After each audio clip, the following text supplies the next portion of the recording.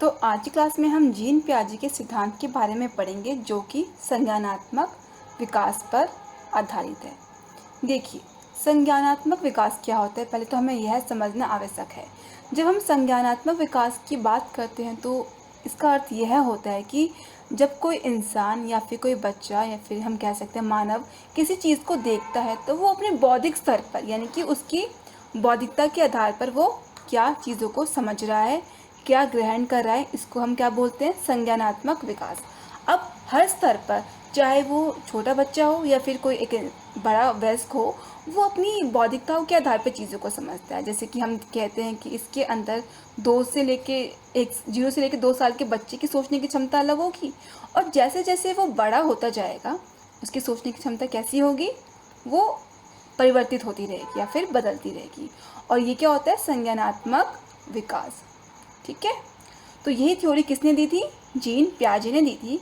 अब इसके अंतर्गत हम यह पढ़ेंगे कि इस सिद्धांत में कौन कौन से महत्वपूर्ण तत्व हैं या फिर कह सकते हैं कौन कौन से महत्वपूर्ण बिंदु हैं। जैसे कि हमारे सामने ये सब चीज़ें आती हैं: अनुकूलन, आत्मसत्करण, समायोजना, समय धारणा, संज्ञानात्मक रचना, मानसिक संक्रिया, स्कीमस, जो कि संज्ञानात्मक संरचना से कह सकते हैं कि उसके अंदर एक महत्वपूर्ण पक्ष रखता है। स्कीमा, विकेंद्रीकरण, संरक्षण। अब इन्हीं सब चीज़ों को हम अच्छे से पढ़ेंगे और देखेंगे ये सब चीज़ें क्या होती हैं। तो पहला जो बिंदु हमारे सामने आया है वह क्या है, पहले जो चीज़ें सिद्धांत के अंतर्गत हमारे आती है वह होता है अनुकूलन। अब देखिए, एक बच्चा जो होता है, छोटा बच्चा जो होता है, जैसे जैसे बड़ा होता है तो वो अपने वातावरण से यानी कि इन्वायरमेंट से क्या करता है, अडप्ट होता है या फिर कह सकते हैं मेल मिलाप उसका होता है। और यहाँ पर उसकी एक चीज़ समय सामने आती है कि वो जैसे जैसे बड़ा होगा उसके अंदर या फिर कह सकते हैं उसकी जन्मजात प्रवृत्तियाँ जो होती हैं, जैसे कि एक इंसान की जन्मजात प्रवृत्ति क्या होती है, भाषा को सीखना।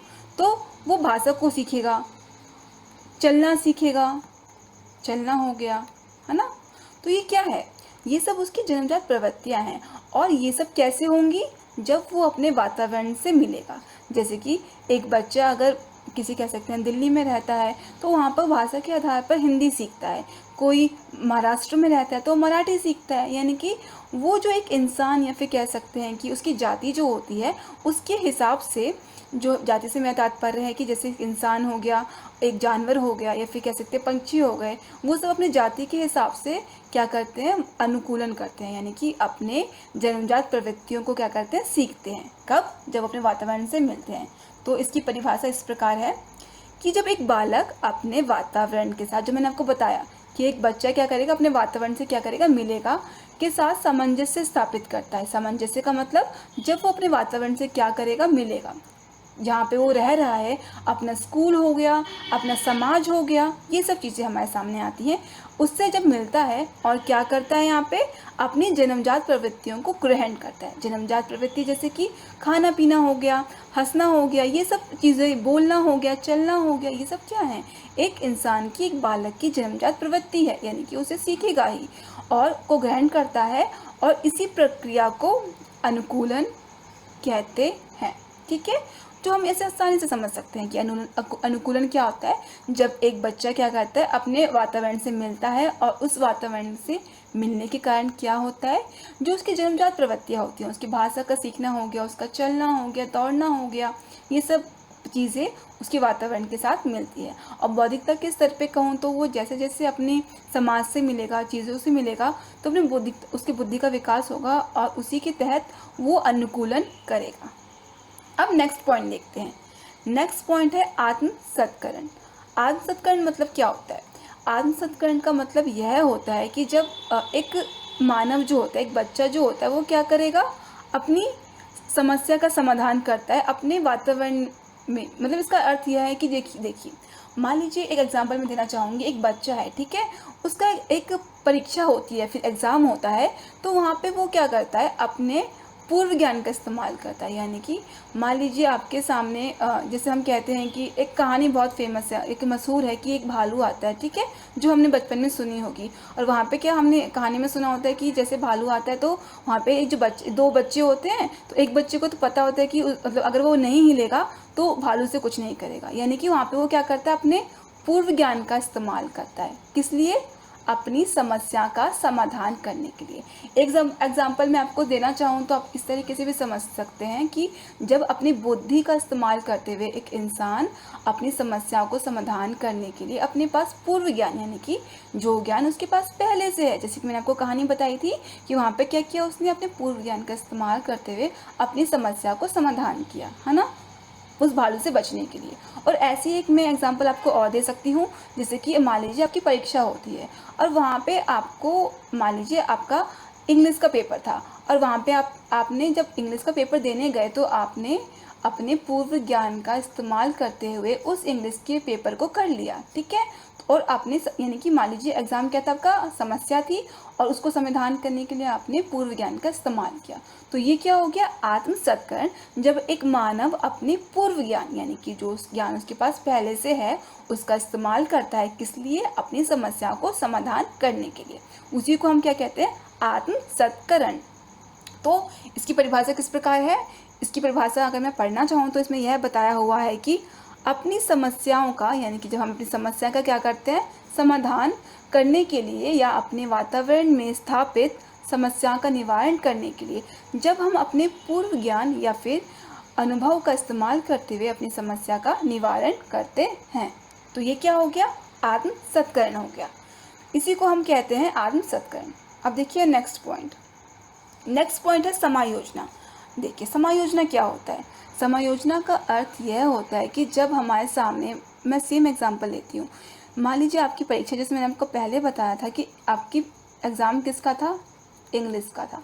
आपको पता था यह बात कि आपका जो पेपर है वो इंग्लिश का है, ठीक है। आप परीक्षा में कक्ष में गए या फिर हॉल में गए, वहाँ पे क्या हुआ, आपके इंग्लिश पेपर ना आते हुए क्या हुआ, हिंदी का पेपर आ गया, ठीक है। तो आप यहाँ पे क्या करेंगे, यहाँ पे आप अपने अंदर एक नया ज्ञान लेके आएंगे, यानी कि अपनी समस्या को समाधान करने के लिए आप क्या करते हैं, नवीन ज्ञान का इस्तेमाल करते हैं।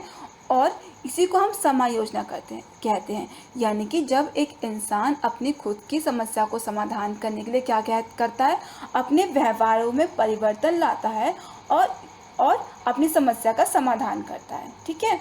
तो यही फर्क था आत्मसत्करण और समायोजना में। आत्मसत्करण में हम क्या करते हैं, अपने पूर्व ज्ञान का इस्तेमाल करते हैं, जबकि समायोजना में क्या करते हैं, अपनी न्यू नॉलेज या फिर कह सकते हैं नवीन ज्ञान का इस्तेमाल करते हैं। इसे हम कहते हैं नई नॉलेज या फिर नवीन ज्ञान। तो इसमें क्या बोला है, बालक अपनी खुद की क्या करता है, योजना या फिर व्यवहार में परिवर्तन लाकर अपनी समस्या को समाधान करता है। तो इसी को हम कहते हैं समायोजना, ठीक है। और देखिए तो साधारण सा मतलब था। आत्मसत्करण में क्या हुआ, आपने अपनी क्या किया, अपनी पूर्व ज्ञान का इस्तेमाल किया। आपका इंग्लिश का पेपर था, आपने इंग्लिश का पेपर दिया, सिर्फ अपने जो नॉलेज थी आपको उसके तहत अपने एग्ज़ाम दे दिया, अपने पूर्व ज्ञान का इस्तेमाल कर लिया। पर हिंदी में क्या किया आपने, हिंदी के जब आपके पास को पता नहीं था हिंदी का एग्ज़ाम आने वाला है, तो आपने क्या किया, अपनी खुद की नई नॉलेज डेवलप करी या फिर उसको विकास का किया और उसके आधार पर आपने अपना एग्ज़ाम दिया। तो इसे क्या कहते हैं, समायोजना, जब हम अपने व्यवहार में परिवर्तन लाते हैं, ठीक है। अब देखिए आगे है समय धारणा। अब जैसे कि मैंने आपको बताया कि आपकी पहले जो एग्जाम्पल मैंने आपको दिया था कि आपका एग्ज़ाम किस चीज़ का होने वाला था, इंग्लिश का, पर किसका हो गया, हिंदी का। अब आपने ये जो पूरा योजना बनाई थी, आपको पता था कि आपकी इंग्लिश का एग्ज़ाम है पर आ गया हिंदी का, इसके बीच में एक समय है, ठीक है। आपको अपनी न्यू नॉलेज यानी कि अपनी जो पहले के पूर्व ज्ञान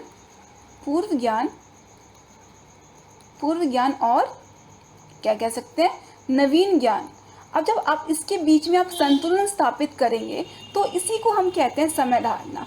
और इसके अंदर हमारा अनुकूलन भी आ जाता है, यानी कि हमारा एडेप्टेशन भी आता है। और ये तीनों ही चीज़ें, अनुकूलन, समायोजना और आत्मसत्करण, ये तीनों ही मिलकर हमें समय धारणा का अर्थ समझाते हैं। जैसे कि एक संतुलन स्थापित करना, वह भी आत्मसत्करण और समायोजना के बीच में। ठीक है, जो मैंने आपको समझाया कि आप एक संतुलन स्थापित करोगे अपने नवीन ज्ञान में और पूर्व ज्ञान के बीच में, एक संतुलन स्थापित होता है। इसको क्या कहते हैं? समय धारणा। अब आगे देखते हैं। आगे संज्ञानात्मक रचना। देखिए, संज्ञानात्मक रचना का सीधा मतलब यह है कि जब आप अपनी मानसिक क्षमताओं के आधार पर, यानी कि एक जो बच्चा होता है, हर उम्र में हर बच्चे की सोचने की, चीज़ों को देखने की क्षमता अलग होती है और इसी को मानसिक संगठन कहते हैं। यानी कि अगर मान लीजिए आपके सामने कोई चीज़ आती है, अगर आपको पहले से पता है, यानी कि आप उसके बारे में क्या सोचते हैं, क्या समझते हैं, उसको आप क्या कहेंगे? उस वस्तु को देख के आप क्या समझ रहे हैं, उसको हम कहते हैं संज्ञानात्मक संरचना। यानी कि आप उसको, चीज़ों के बारे में आपका बौद्धिक क्षमता क्या चीज़ है, आप उसे कहते हैं संज्ञानात्मक रचना। इसकी परिभाषा क्या हुई?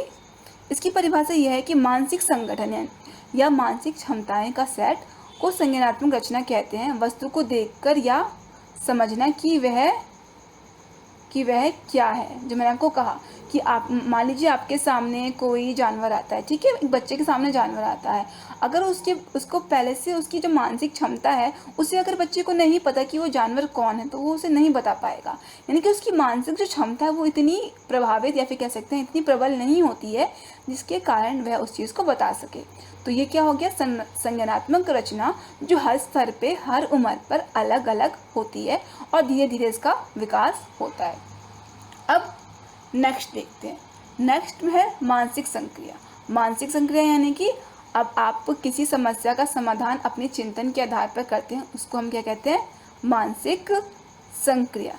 यानी कि आपकी सोचने समझने की क्षमता किस प्रकार से है और आप एक समस्या को समाधान करने के लिए कितना चिंतन यानी कि अपने सोच विचार कर सकते हैं, इसी को क्या कहते हैं? मानसिक संक्रिया। अब आगे देखते हैं स्कीमस।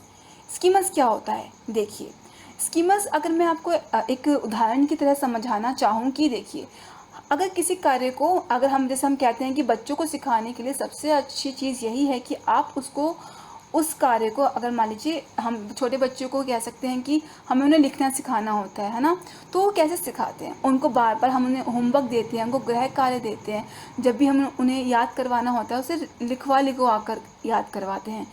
या फिर कह सकते हैं कि जैसे हम उन्हें ABCD ख ग घ जो भी सिखाते हैं, तो हम उसे कैसे कहते हैं? दोहरा कर सिखाते हैं। वो क्यों करवाते हैं? क्योंकि उस चीज़ को लिखने से या फिर उसे बार बार दोहराने से उन्हें वो चीज़ क्या होती है? याद हो जाती है ना।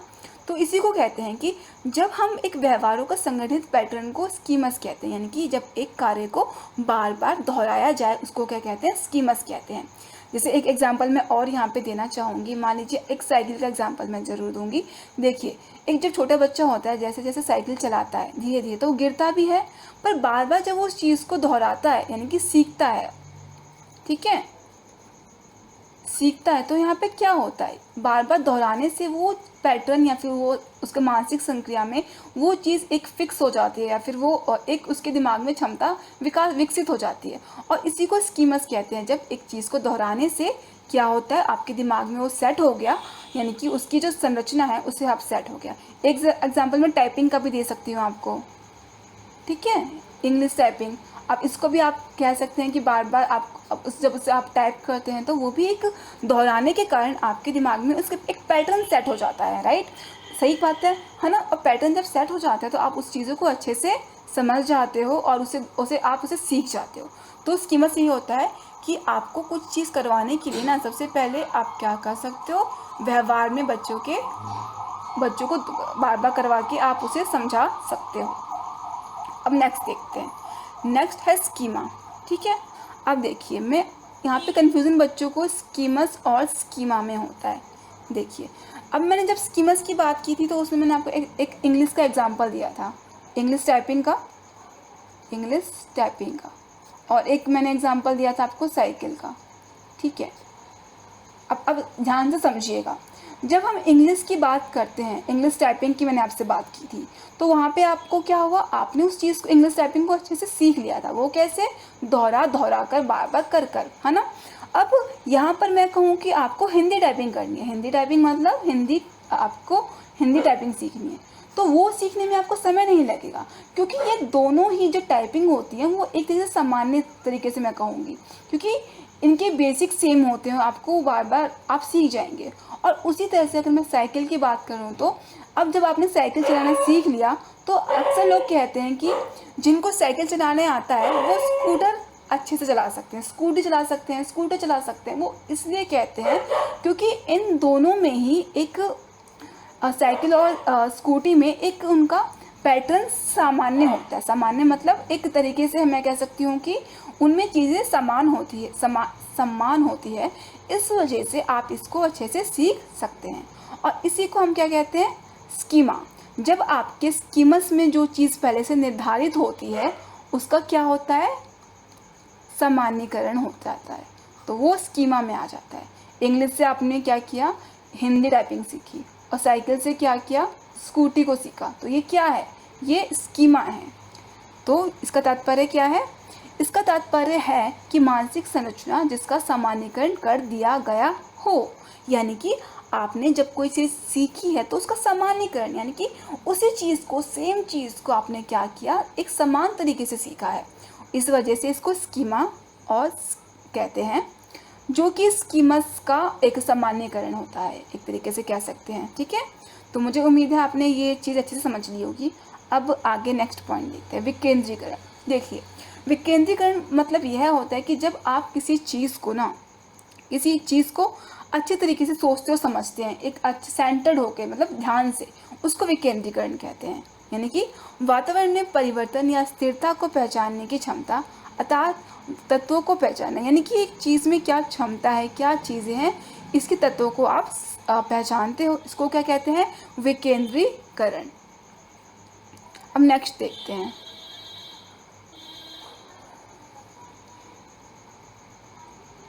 अब देखिए, अब तक आपने जो ये जीन पियाजे का जो सिद्धांत था उसके बारे में समझा कि जो बेसिक कहूँ तो सामान्य तत्वों को आपने समझा कि एक बौद्धिकता के आधार पर एक बच्चे का समाज से वो जब वो मिलता है, अनुकूलन करता है, अपनी समस्याओं को बौद्धिकता के आधार पर सीखता है, आत्मसत्करण करता है, समायोजित करता है, या फिर मैं कहूँ कि वो अपना स्कीमा यानी कि चीज़ों को स्कीमस और स्कीमा में अपने चीज़ों को बौद्धिकता के आधार पर डालता है। ठीक है, ये तो हो गई हर अवस्था की बात कि वो हर अवस्था में ही होता जाएगा समय के साथ में, या फिर वातावरण के साथ जैसे जैसे वो बड़ा होगा।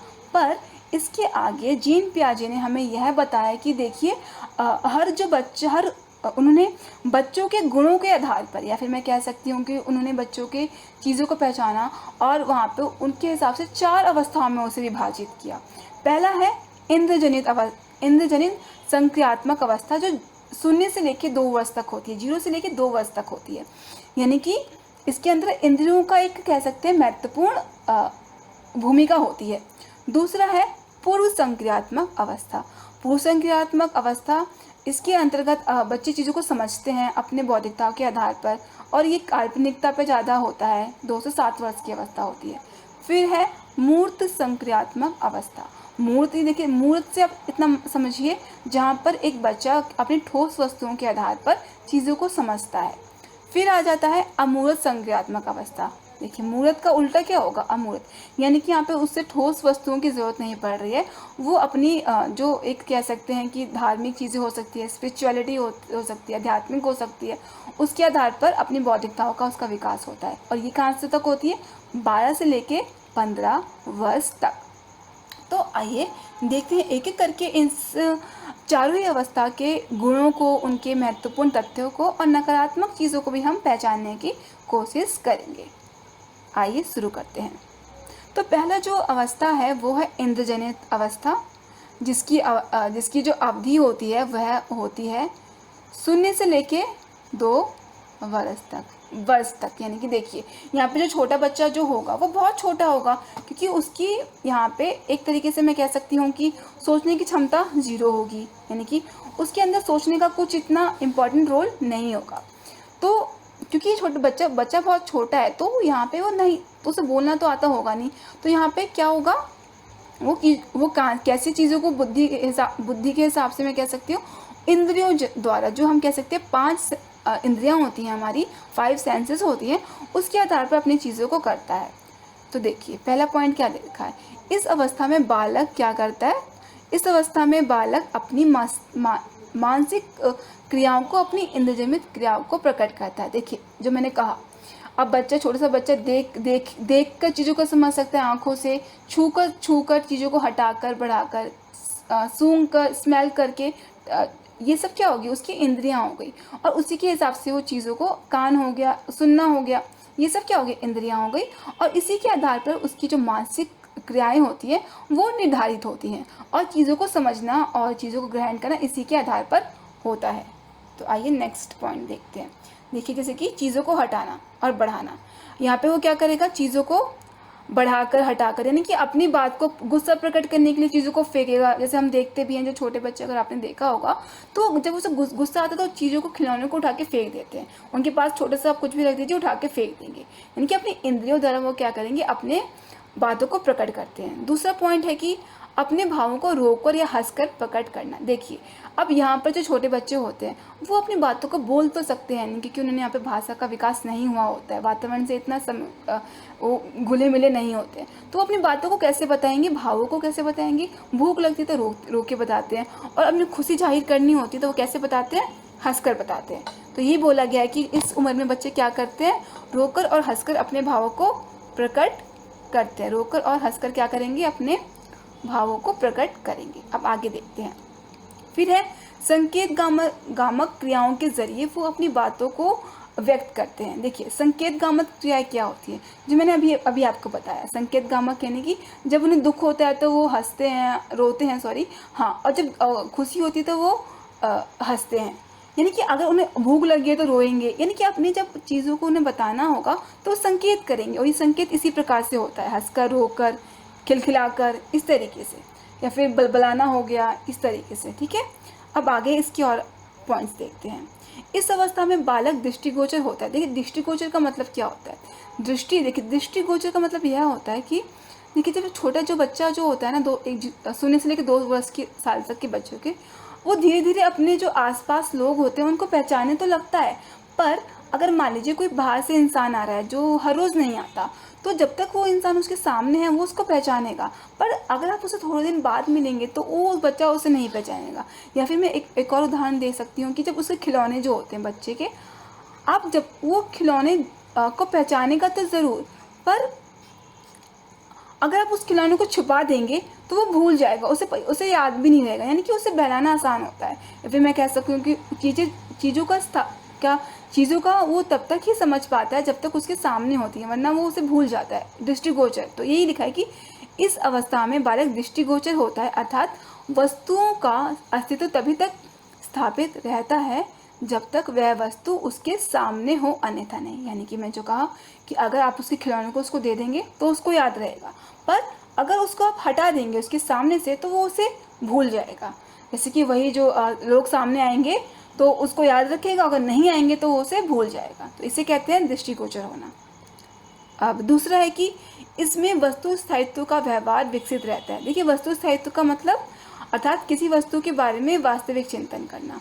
तो ये इस अवस्था में जो वस्तु स्थायित्व का व्यवहार, वो मतलब जब तक वही जो इसी में वही चीज़ होगी, वो चीज़ों के बारे में तभी सोचेगा जब तक उसके सामने है, अर्थात नहीं। यानी कि वास्तविक चिंतन इसमें होता है, थोड़ा बहुत होता है। इस अवस्था की बहुत छोटी होती है, इस आधार पर थोड़ा कम होता है, पर थोड़ा बहुत होता है।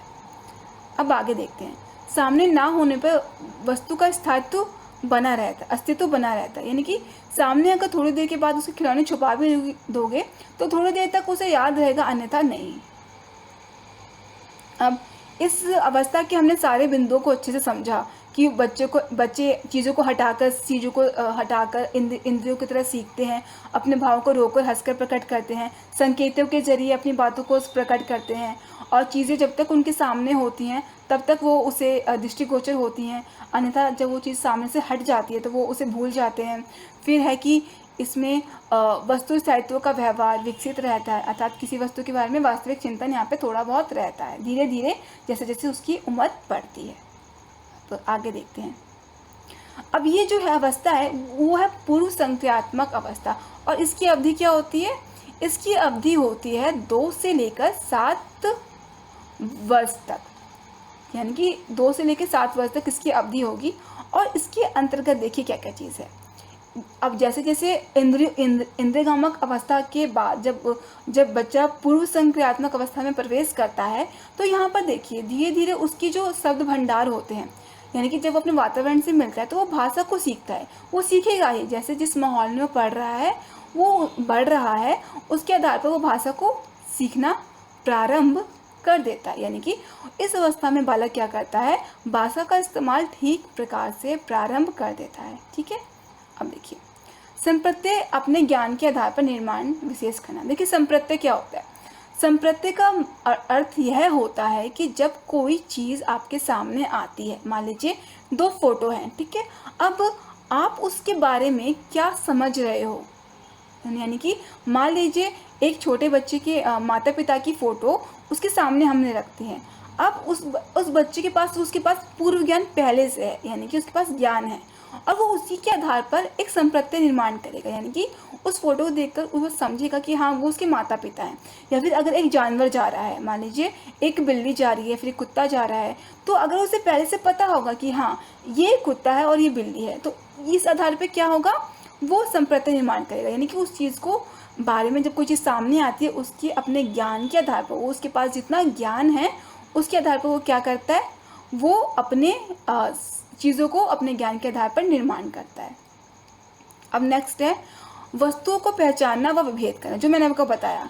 जैसे मैंने एक जानवर का आपको एग्जाम्पल दिया, या और जैसे कि बिल्ली और कुत्ता हो गया, ठीक है। अब देखिए दोनों की चार टांगे होती हैं, एक पूंछ होता है, पर यहाँ पर वो उसमें विभेद कर सकता है। या फिर गाय हो गई, वहाँ पर विभेद कर सकता है, क्योंकि उसके पास ज्ञान का निर्माण इतना हो जाता है। एक पंखे में और एक टेबल में वो फ़र्क करना लग जाएगा, उसे पता चल जाएगा फिर उसके ज्ञान के आधार पर। तो यहाँ पे क्या होता है, वस्तुओं को पहचानना व विभेद करने की प्रक्रिया आरंभ हो जाती है। अब आगे देखिए इसमें बोला है कि 5 वर्ष के अंत तक संप्रत्यय निर्माण अधूरा और दोषपूर्ण होता है, और परंतु समाप्त नहीं होता। देखिए इसका मतलब क्या है, संप्रत्यय निर्माण अधूरा होना, यानी कि देखिए एक जो छोटे बच्चे होते हैं उनमें देखिए ये पूर्व संख्यात्मक अवस्था की अवधि है, और यहाँ पे बच्चे अपने काल्पनिकता पे ज़्यादा होते हैं। जैसे कि एक मैं आपको एक उदाहरण देना चाहूँ तो जैसे पहले हम ये कार्टूनों को देखते हैं पहले, तो वहाँ पे एक कार्टून आता था, तो वहाँ पे एक मान लीजिए शक्तिमान जैसे उस टाइम पे आता था, तो वहाँ पे हमने एक बहुत सारे केसेस देखे थे जहाँ पर बच्चे छत पे से कूद जाते थे। वो इस वजह से होता था क्योंकि बच्चों को समझ नहीं आता, काल्पनिकता में और असलियत में फ़र्क समझ में नहीं आता है, और इसी वजह से वो क्या करते हैं, उनका संप्रत्यय निर्माण अधूरा होता है, वो चीज़ों को पूरी तरह से वो दोषपूर्ण होता है। या फिर मैं कह सकती हूँ कि एक एग्जाम्पल और दूँ तो जब बादल आसमान में होते हैं तो बच्चे समझते हैं कि वो उनके साथ में चल रहा है। या फिर मैं कह सकती हूँ कि एक जो बच्चों के पास खिलौने होते हैं, हवाई जहाज़ होता है, फिर टैडी होता है, वो उसको एक सजीव चीज़ मानते हैं। उनको लगता है कि वो असलियत में है, वो नकली नहीं है। तो ये संप्रत्यय निर्माण किस तरीके का है, वो अधूरा है और दोषपूर्ण है, और अधूरा है और समाप्त नहीं होता, यानी कि वो पूरी तरीके से चीज़ों को समझ नहीं पाते हैं। तो इस 5 साल के अंत तक क्या होता है, संप्रत्यय निर्माण अधूरा होता है, दोषपूर्ण होता है और समाप्त नहीं होता है। आगे देखते हैं, जो मैंने आपको बात समझाई कि सजीव और निर्जीव में वो विभेद नहीं कर पाते, उसको पहचान नहीं पाते। जो मैंने एग्जांपल आपको दिया कि वो अपने खिलौनों को असली समझते हैं, और उन्हें लगता है कि वो सजीव है। जैसे कि गुड्डों को खिलौने जो होते हैं, टैडी होता है, उसको खाना खिलाते हैं, गुड़िया को खाना खिलाते हैं बच्चे, या फिर कह सकते हैं है ना, बैटमैन, सुपरमैन, ये सब चीज़ें क्या हैं, वो उसे असली समझते हैं। तो ये क्या है कि वो सजीव और निर्जीव में विभेद या फिर पहचान नहीं पाते हैं, क्योंकि उस अवस्था में संप्रत्यय निर्माण जो चीज़ों को देखने की चीज़ें हैं वो अधूरा होता है और दोषपूर्ण होता है। अब नेक्स्ट पॉइंट देखिए, किसी वस्तु की परिभाषा अपने मानसिक क्षमताओं के आधार पर होता है।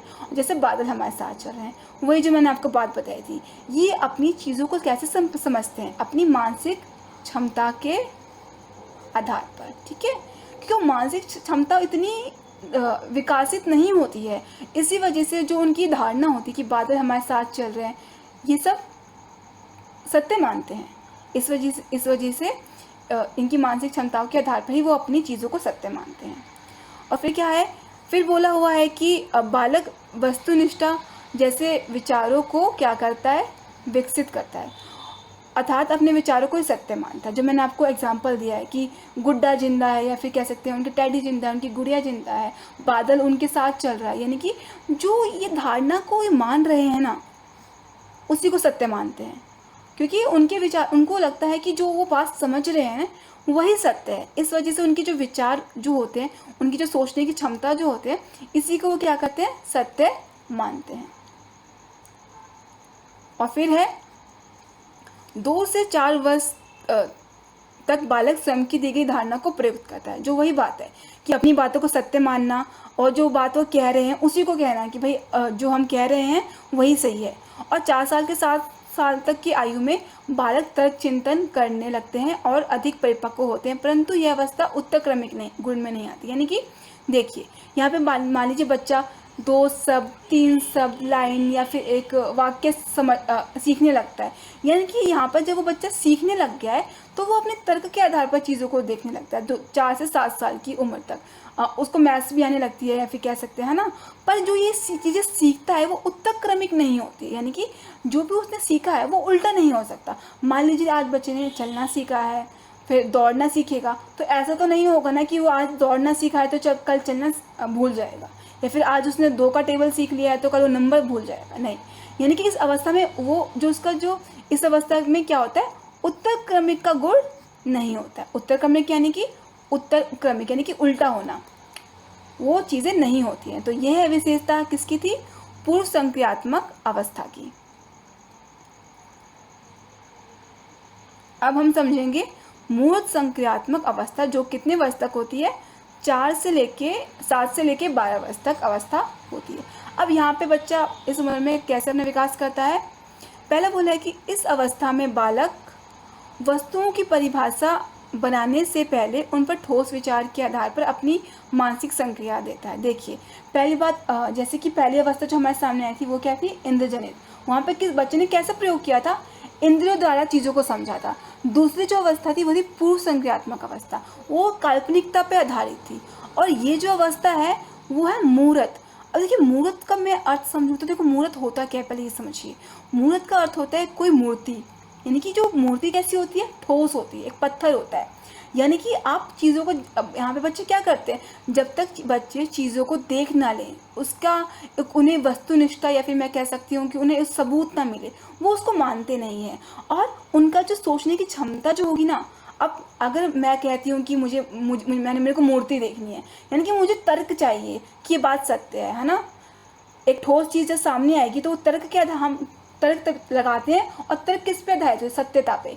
और वो कैसे होती है, जब चीज़ें आपके सामने आती है, ठोस रूप में आपके सामने में सबूत आता है। तो यही होता है मूर्त संक्रियात्मक अवस्था 7 से 12, जहाँ पर बच्चे क्या करते हैं, अपने विचारों को कैसे समझते हैं, ठोस आधार पे समझते हैं। जब तक उसकी चीज़ें सामने नहीं आती वो मानते नहीं हैं। तो इसकी परिभाषा में क्या बोला है, देखिए इसकी परिभाषा में बोला हुआ है कि इस अवस्था में क्या होता है, बालक वस्तुओं की परिभाषा बनाने से पहले उन पर ठोस विचार के आधार पर अपनी मानसिक क्रिया देता है। यानी कि जब तक आप उनके सामने चीज़ों को रखोगे नहीं, ठीक है, वो मानेंगे नहीं।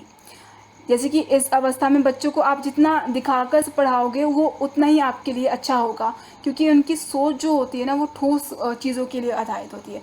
साइंस में भी हमने देखा है कि बच्चों को आप जितना एक्सपेरिमेंट कराते हो, चीज़ों को दिखाते हो, पत्ते दिखाते हो, उनके फोटोसिंथेसिस में होता है, बहुत सारी सब्जेक्ट्स में होता है कि आपको क्या करना है, ठोस विचार के आधार पर। यानी कि इस उम्र में अब आपको बच्चों को पढ़ाने के लिए क्या करना पड़ेगा, उनके सामने एक ठोस चीज़ लेके आनी पड़ेगी। मैप्स हो गए, ज्योग्राफी में होता है, मैप्स होते हैं, और कह सकती हूँ कि उसमें ग्लोब होता है, ये सब चीज़ें साइंस आती हैं, है ना। और तो आगे देखते हैं, देखिए आगे बोला है कि अपनी समस्या का समाधान वह मूर्त विचारों के आधार पर होता है। देखिए मूर्त विचारों के आधार पर, यानी कि वो अपने समस्या जब समाधान करना होता है तो उनकी जो सोच जो होती है ना वो मूर्त चीज़ों पर आधारित होती है। यानी कि वो अपनी, जैसे कि हम बच्चों को मैथ्स में टेबल सिखाते हैं तो वो भी टेबल भी आप उनको वस्तु दिखा के समझा सकते हैं, आप उसको एग्जांपल दे सकते हैं। और यानी कि उनकी जो समस्या वो समाधान भी करते हैं ना, तो वो मूर्त विचारों के आधार पे होते हैं। तो यही है। फिर वस्तुओं को पूर्ण रूप से पहचानना और विभेद करना। अब इस अवस्था में क्या होता है कि बच्चे क्या करते हैं, चीज़ों के बारे में पूर्ण रूप से पहचानने लगते हैं, यानी कि क्या चीज़ है। जो पिछली अवस्था में क्या था कि कि बच्चे चीज़ों को पहचान तो रहे थे, पर उसमें सजीवता और निर्जीवता के बीच में विभेद था, वो नहीं समझ पाए थे। पर इस अवस्था में ये चीज़ खत्म होने लगती है, उन्हें समझ में आने लगता है कि हाँ, ये चीज़ निर्जीव है, और वो चीज़ों को विभेद करने लगते हैं, या फिर कह सकते हैं ना, इस तरीके से पूर्ण रूप से पहचानना, विभेद करने लगते हैं। तो देखिए, जो मैंने बात, इस अवस्था के नाम ही है कि मूर्त असंक्रियात्मक अवस्था, यानी कि बच्चे कैसे चीज़ों को समझेंगे और कैसे विश्वास करेंगे। जब आप उनको विश्वास दिलाने के लिए क्या करोगे, उनके लिए उनको ठोस रूप में वस्तु प्रस्तुत करोगे। और यही बात इसमें बोली गई कि इस अवस्था में क्या होता है, बच्चे चीज़ों को सुनकर नहीं मानते हैं। आप उनको कह दीजिए कि ये थ्योरी है या फिर ये सिद्धांत है, वो नहीं मानेंगे जब तक आप उस सिद्धांत को, उसको एक्सपेरिमेंट या फिर कह सकते हैं कि प्रयोग करके नहीं दिखाओगे, साइंस में प्रयोग नहीं करोगे। ग्लोब आप टाइम सिखाना है उनको, आप उन्हें समझाओगे नहीं अच्छे से, तो वो तब जब तक उस चीज़ को देख नहीं लेंगे, वो उसको नहीं मानेंगे। और यही कारण है कि इस अवस्था में हमें एक नकारात्मक चीज़ यह देखने को मिलती है कि इस अवस्था में बालक जो होता है ना, वो ये मूर्त चीज़ों के आधार पे, क्योंकि मैथ में हम देखते हैं कि बहुत सारे जो हमारे इक्वेशंस होते हैं, हम उनमें एजम्पशंस लगते हैं, यानी कि अवधारणा लगती है ना। तो वहाँ पर बच्चे सुनकर नहीं मानते, उनको सीखने में थोड़ी दिक्कत होती है, क्योंकि वो मूर्त चीज़ों में बिलीव करते हैं, मानते हैं। तो ये क्या हो गया, बच्चे क्या करते हैं, अपने विचारों को देखकर विश्वास करते हैं, ना कि सुनकर। अब देखिए, इसमें नकारात्मक बिंदु क्या क्या है। नकारात्मक बिंदु इसमें यह है कि इसमें मानसिक संक्रिया एवं ठोस आधार है। देखिए, यही एक नकारात्मक बात है, क्योंकि बच्चों को जब पढ़ाना होगा हमें, तो वहाँ पर हम हर चीज़ का एक ठोस प्रमाण नहीं ला सकते हैं।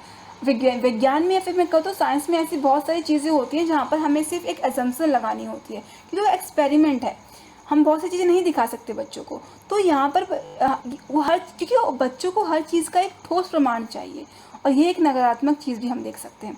दूसरा है कि इनका चिंतन क्रमबद्ध नहीं होता, अर्थात सारांश नहीं समझ सकते। यानी कि अगर आप उसने कुछ कहानी सुनाओगे, या फिर पूरा एक समरी कुछ कहानी सुनाते हो, या फिर कोई पोएम या फिर स्टोरी सुनाते हो, तो उसकी समरी नहीं याद कर सकते। समरी यानी कि सारांश, उसका एक पूरा मूल रूप ढांचा वो नहीं बता सकते हैं, ठीक है।